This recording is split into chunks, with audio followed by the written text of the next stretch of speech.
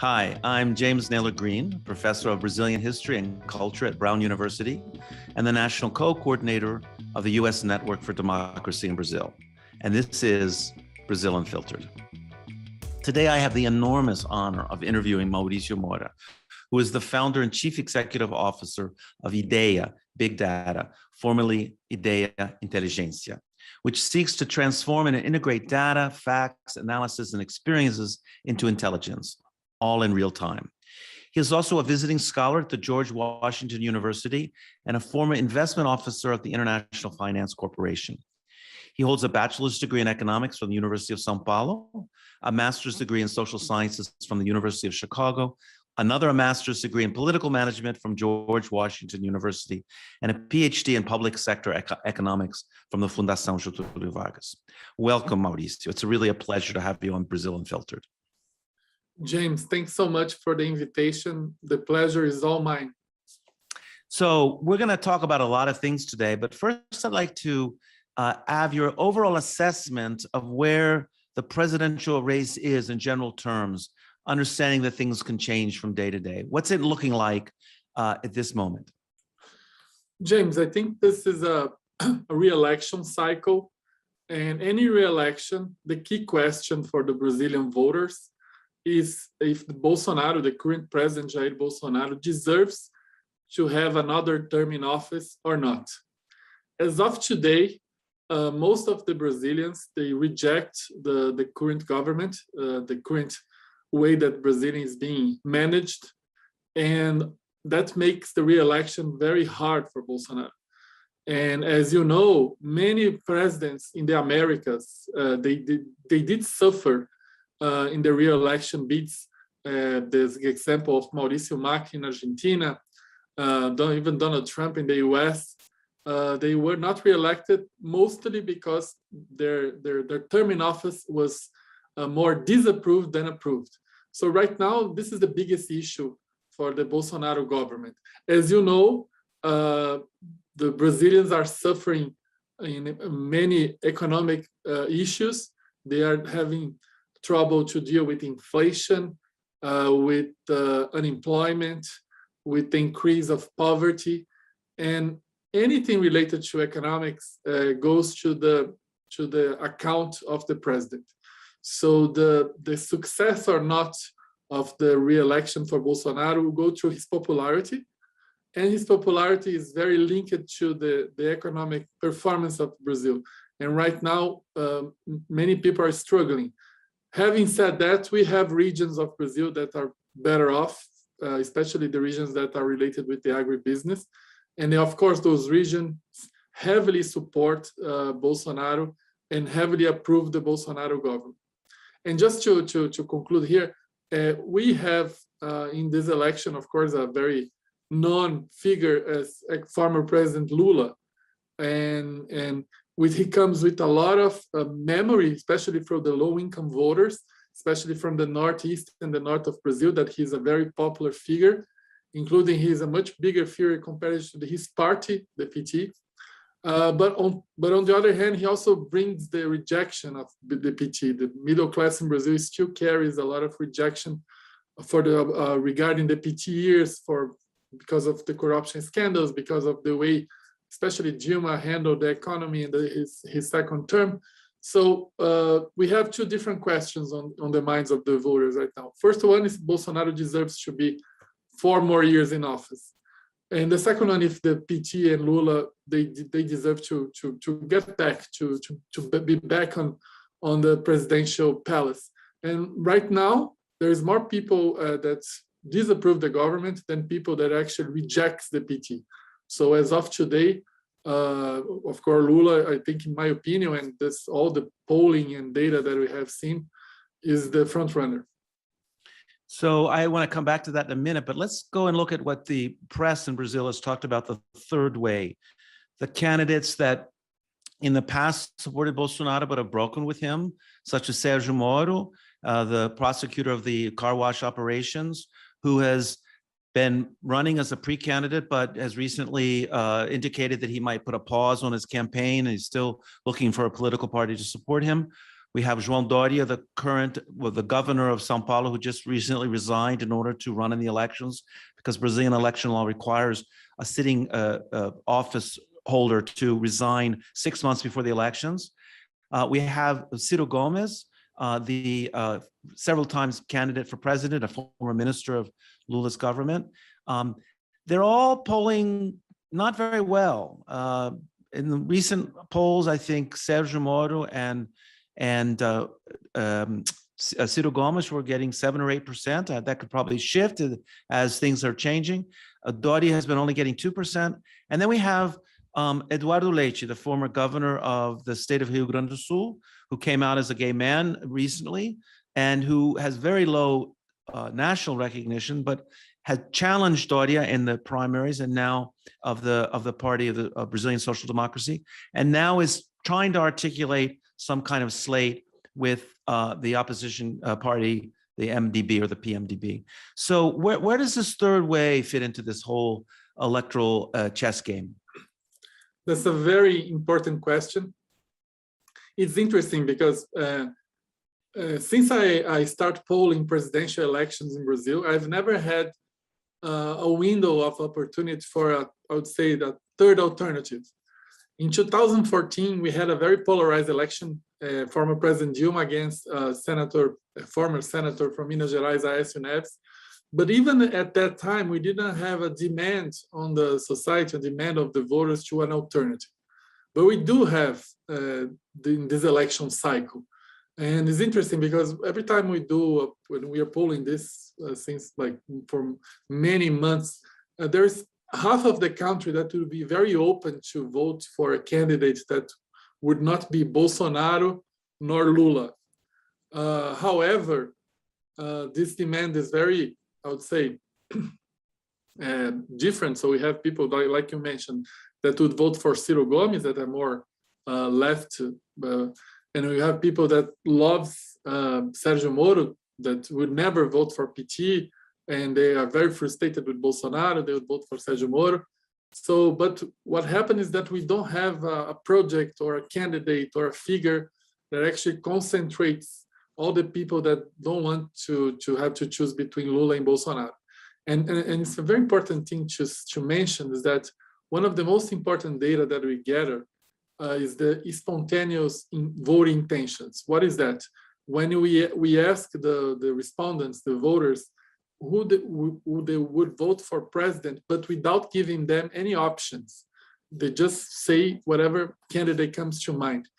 And on the spontaneous voting intention numbers, Lula has around 30%, that this is the Lula's base.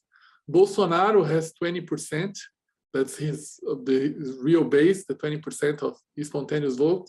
And the combination of Sergio Moro, Ciro Gomes, and Doria, it's about 10%, 10 percentage points. So what does it mean is that we're having a very strange situation because people don't want to vote to Bolsonaro and Lula, but also the options that are available in the minds of the public opinion right now, they are not, they're not convincing the public opinion to engage with those options. And one of the things that we do have about Ciro, Doria, and Moro, they're well known, as you mentioned, much different from Eduardo Leite, that's not a known figure nationally.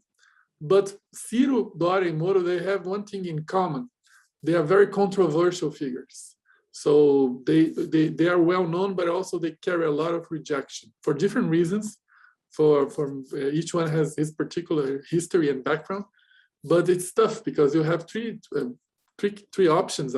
Just assuming that Moro is still on. But we have three options, and they are all controversial figures, and that doesn't help the cause. And so that's why Bolsonaro and Lula, they're concentrating all the voting intentions as of today.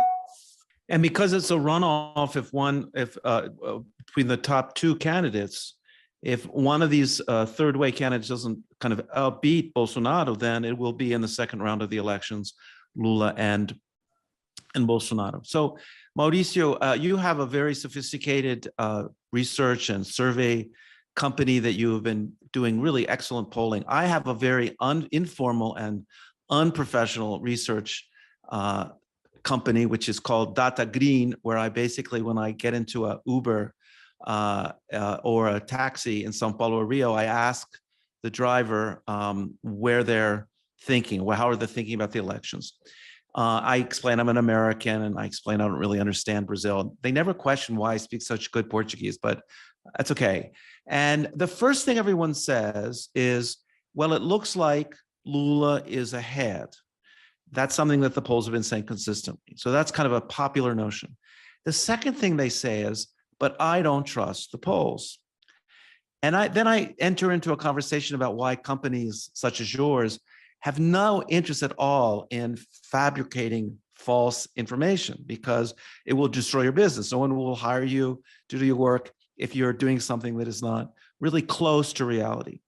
But the question I wanted to ask you is, and this is something I point out to these people, is what is the situation of people who don't clearly identify what they honestly believe to the pollsters, whether they've been asked to do that by some evangelical pastor, which is rumored to occur in some cases, or whether because they don't trust the pollsters?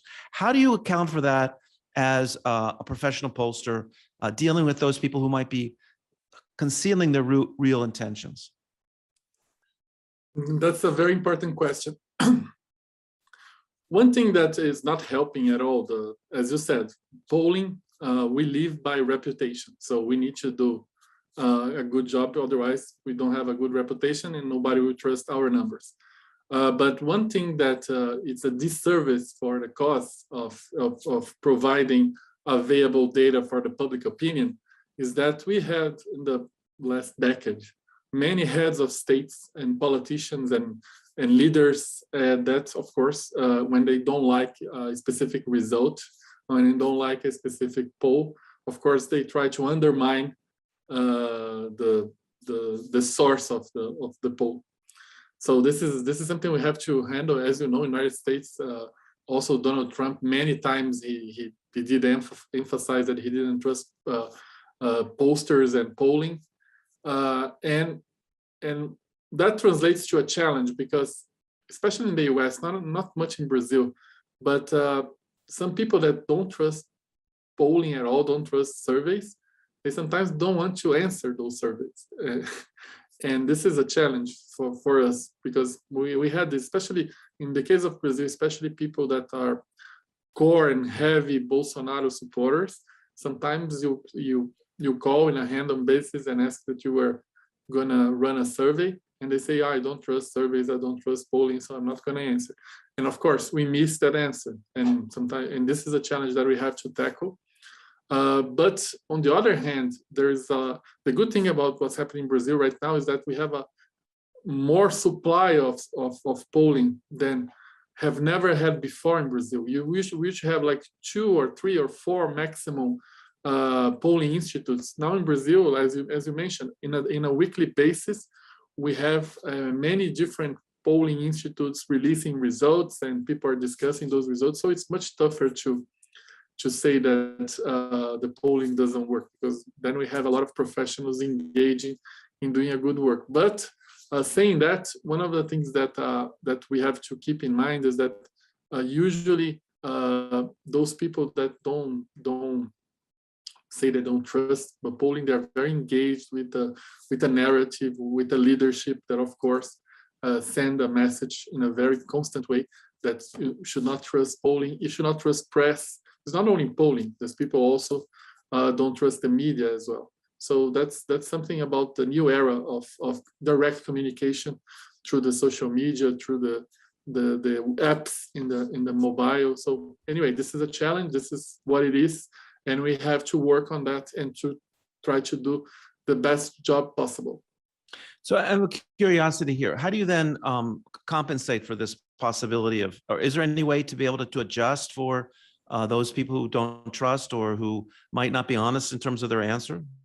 Yeah, in terms of honesty, we ask different questions in the survey, in the questionnaire, to try to get consistency.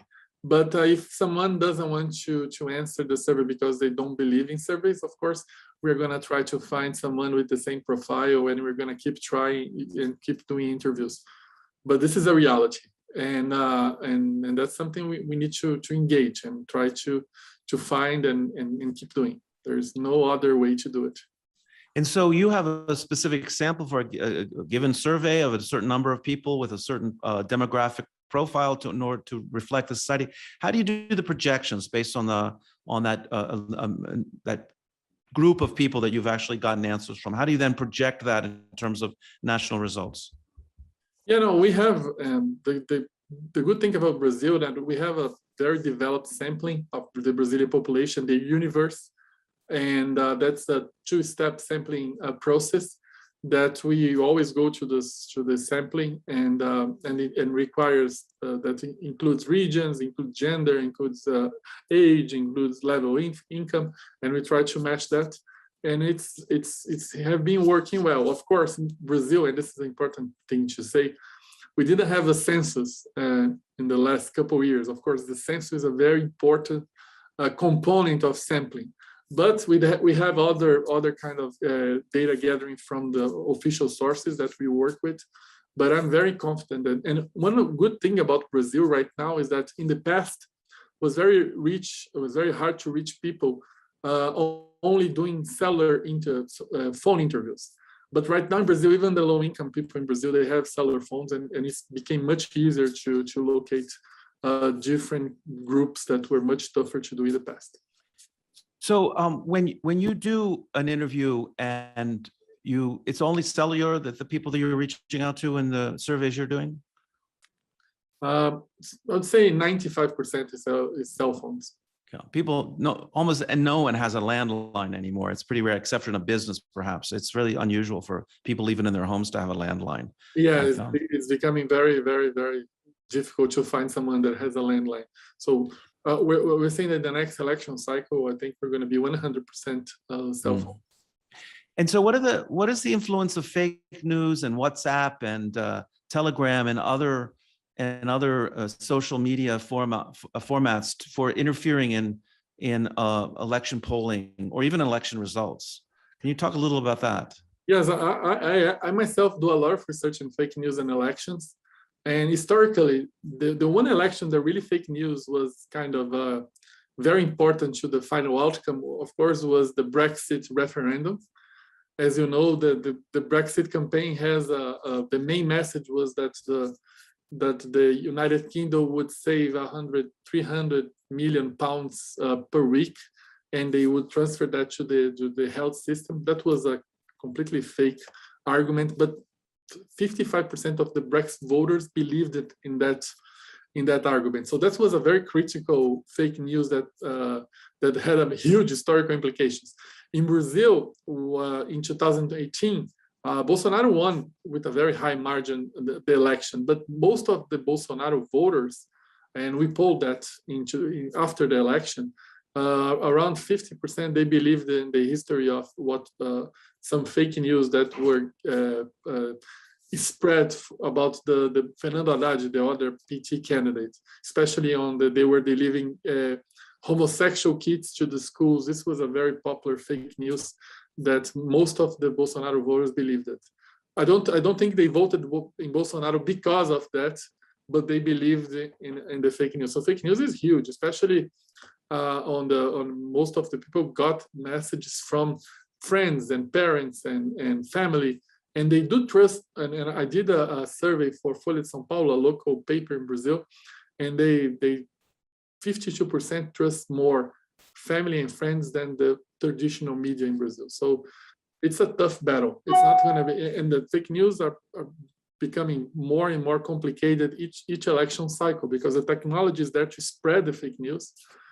And for example, Brazil hasn't had, and I think they are going to face in this election cycle, what we call the deep fake. There is not only the news itself, but it's like a video or an image, what the real people saying something that they have never had said, but it sounds very real, and it's produced by artificial intelligence. So fake news is a big issue, and it's not easy at all, James. And you're predicting that's going to be a very important part of the campaign this time, do you think?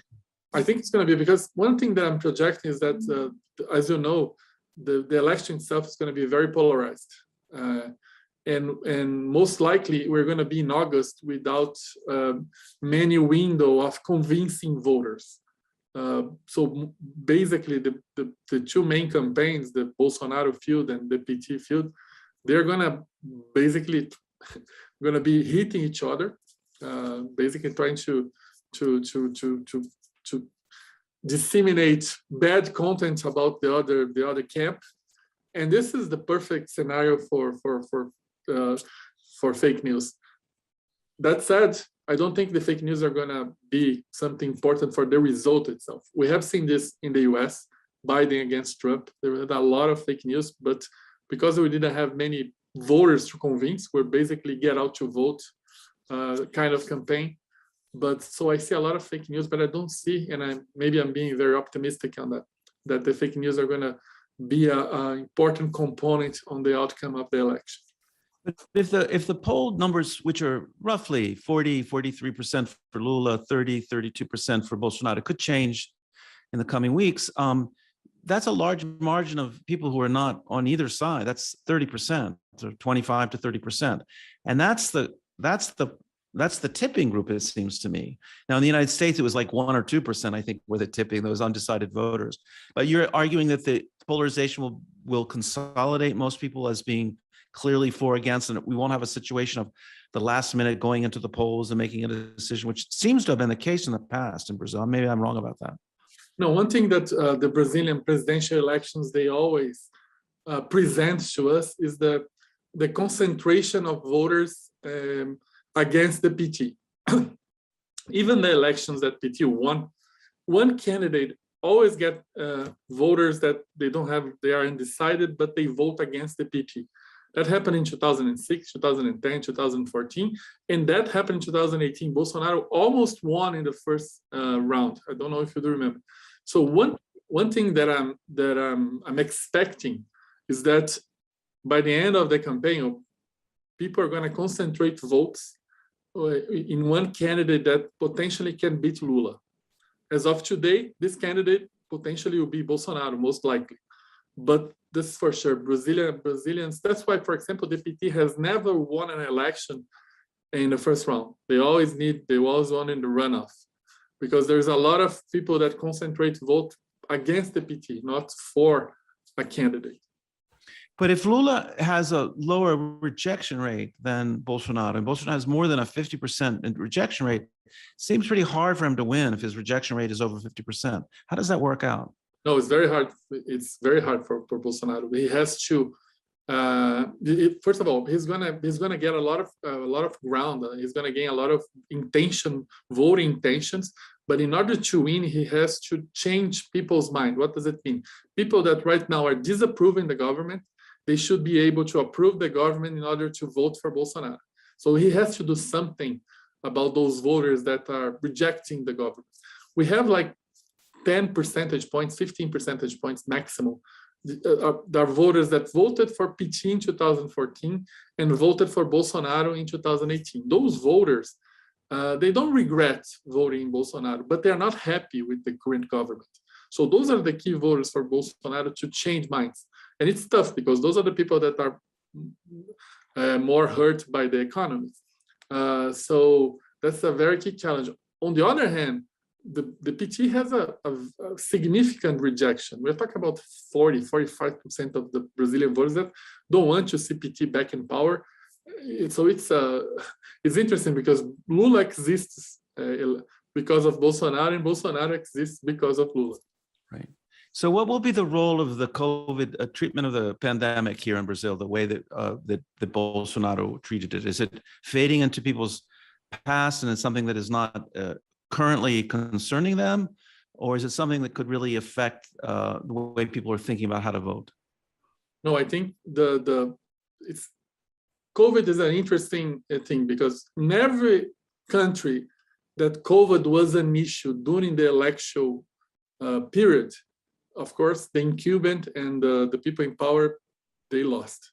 And I can give some examples. The local elections in France, the state elections in India, Donald Trump is a big example of how COVID can impact an election. But right now, the COVID is not an issue for the Brazilians right now. but Bolsonaro lost a lot of his popularity ratings because of COVID. But this is already, I would say, priced in the current approval rates. So unless there is something related to COVID during the campaign, I would say in September and October, I would say this is not going to be an issue for the campaign, because the people that disapprove Bolsonaro because of COVID, they are already voting against Bolsonaro. And so what about the question of corruption, which of course was very, very important in 18 and diminishing the support for the Workers' Party? It certainly is on the tip of the tongue of many people I talk to when they immediately say, I don't want Lula because he was so corrupt. Is that going to be a factor here in pollers and people's minds, people as they determine who they're going to vote for? I think in 2018, I think it was the highest point of that narrative of not only anti-corruption, but anti-establishment. We had many people elected for public office with the narrative, I'm different from everything that is there. I'm from outside, I'm an outsider, I am a manager, whatever. Well, this is not going to happen right now in Brazil. And we have seen that in the municipal elections. Municipal elections, that kind of a narrative didn't play well as it did in 2018.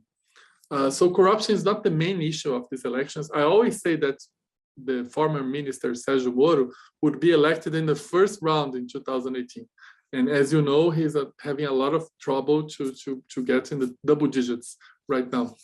So, but for the PT, it's going to be a very tough environment, because since 2016, every majority election that PT run, the opponents made about corruption.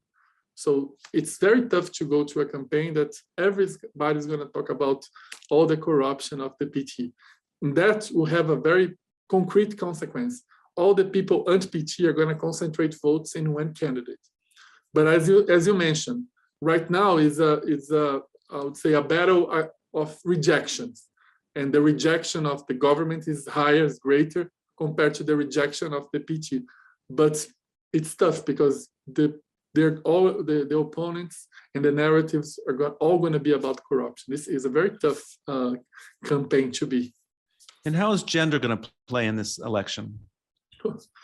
I wish I had better news for you, but we are doing actually. I'm polling about women in politics and gender issues on the minds of the voters, and it's not something that we're going to see many changes compared to 2018.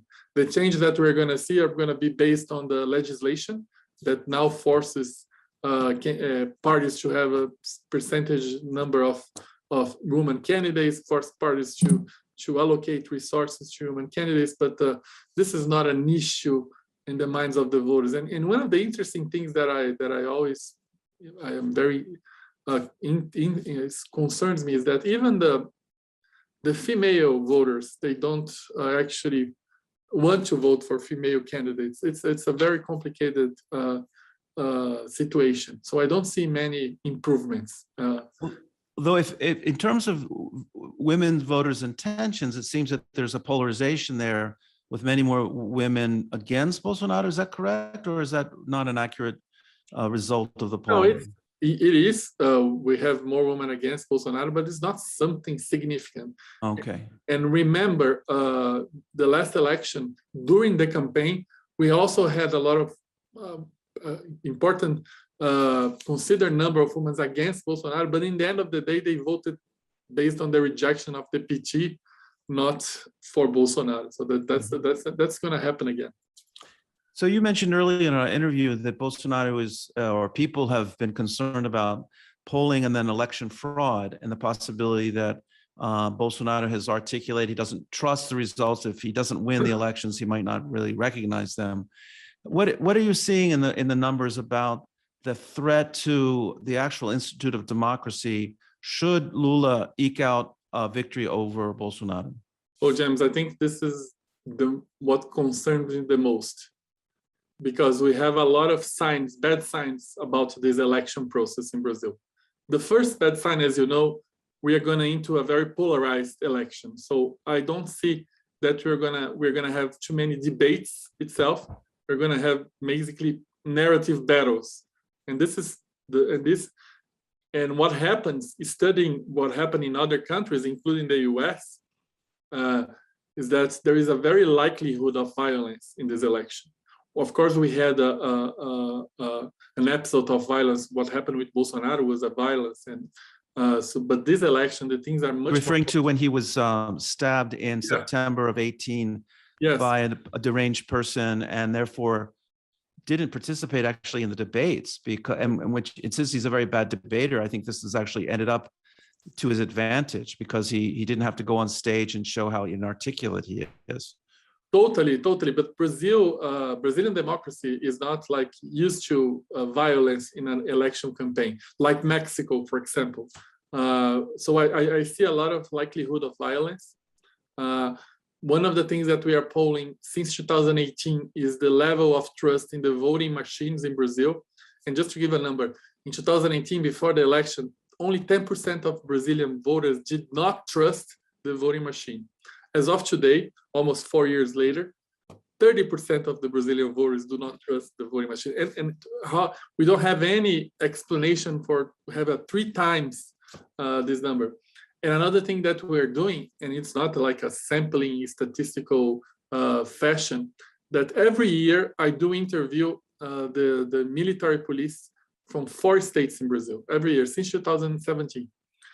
And we just did this interview. We just finished this, and the results are, for me, are very concerning, because 50% of the military police that we did interview do not trust the voting machine.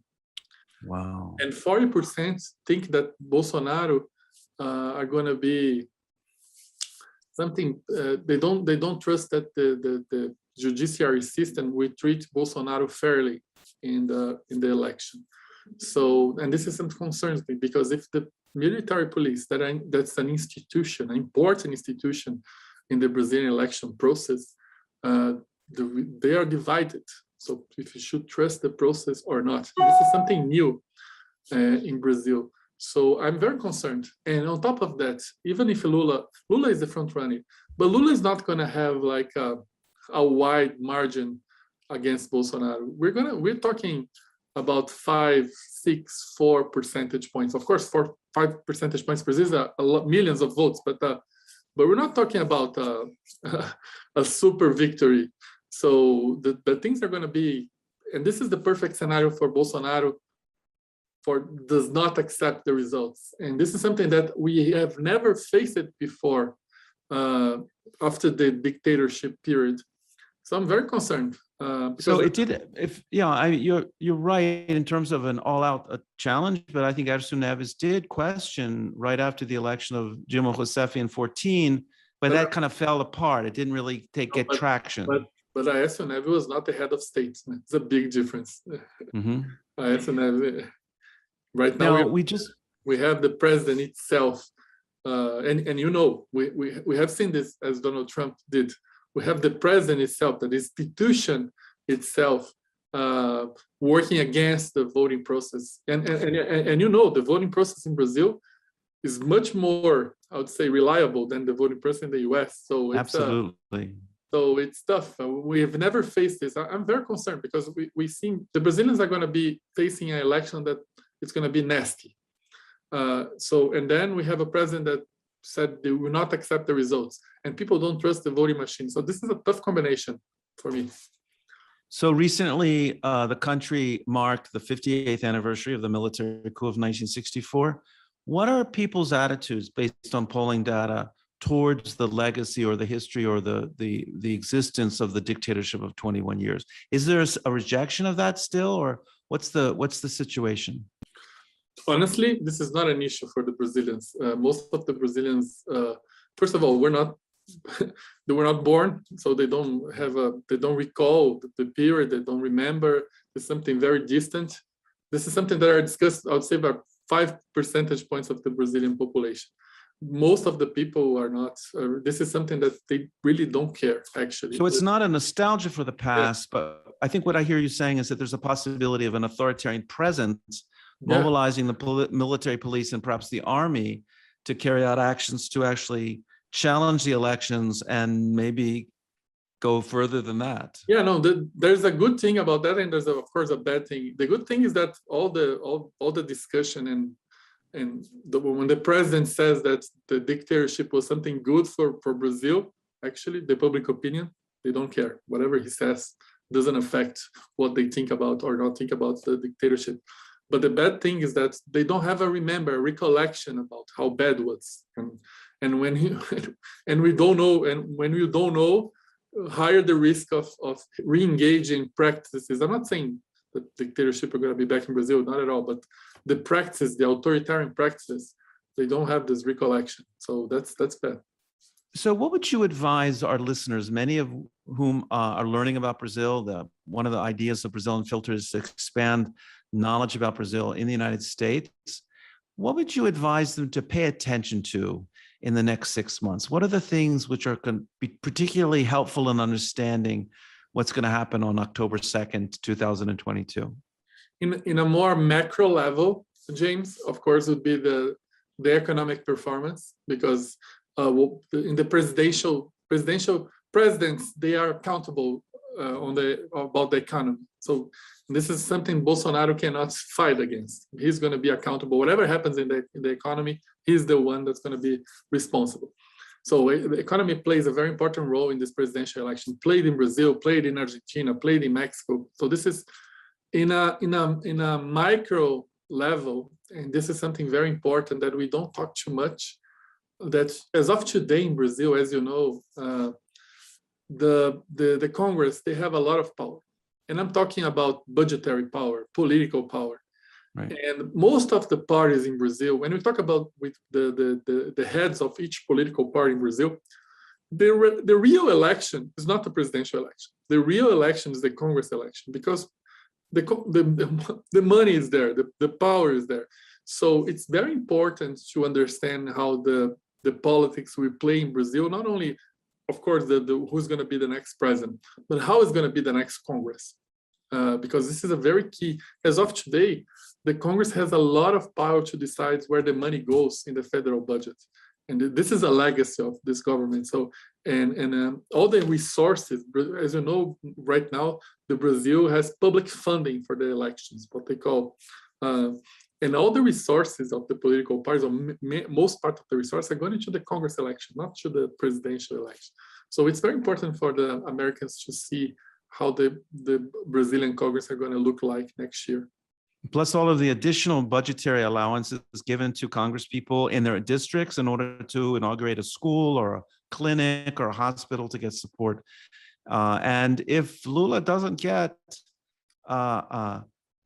impeachment protection minority in Congress, he will be vulnerable, I would assume, if he were elected, to the possibility of being impeached, as was Dilma. Although it's interesting, Bolsonaro had a lot of reasons to be impeached and never got anywhere because of the way in which only the president of the Chamber of Deputies, the lower house, can take those impeachment charges to the floor. So he sat on all of the requests for impeachments, and so Bolsonaro didn't have to suffer that. And one final question: what is your long-term perspective on the results of 22? What will be the impact of 22 in the future of democracy in Brazil? Oh, of course, depends. That's a tough question. I hope there's more a wishful thinking than I hope that we learn from this election cycle. And we get lessons learned, because it's going to be tough. It's going to be next. And I hope Brazil and the institutions of Brazil, I hope they manage to navigate that in a peaceful way. And then, because if you navigate this very complicated environment, political environment, well, then we're going to give to the rest of the world a very good sign of maturity of our young democracy. So I hope we face this election cycle with an open mind to learn and we stick with our institutions, we stick with the rules of the game, because otherwise things can get much more complicated, and I don't want that, and I don't hope, and I hope that we in 2023 we see 2022 as part of the democratic process, but as a stronger nation overall. Mauricio, thank you so much for taking time with us today at Brazil Unfiltered. It's really been a pleasure. I've learned a lot. You're really helping me understand how to read the polls and to follow the news in Brazil.